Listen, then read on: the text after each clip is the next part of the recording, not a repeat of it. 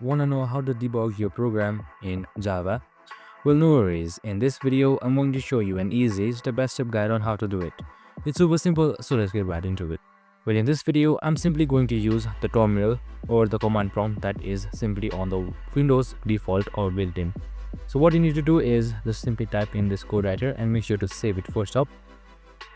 And once I've done that, just simply open up the command line. Just simply hit towards Windows plus S and then type in CMD, which will open up your command line. So once that is done, just simply copy up this code right here. So make sure you are directed to the folder or the file of the Java program as well. And once that is done, just simply type in java c-g and then your file name. Right now it's main.java.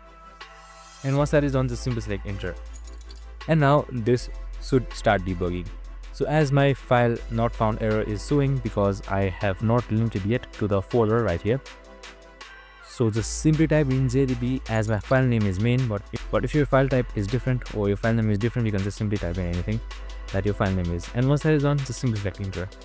And once you've selected enter, you need to simply copy up this code once again. You can just simply type in this code right here, which shows stop at main5, run, print x and next. So that's it. It's super simple and easy. So if everything works, this should print it out.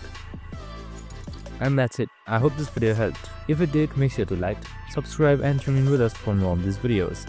See you in the next one.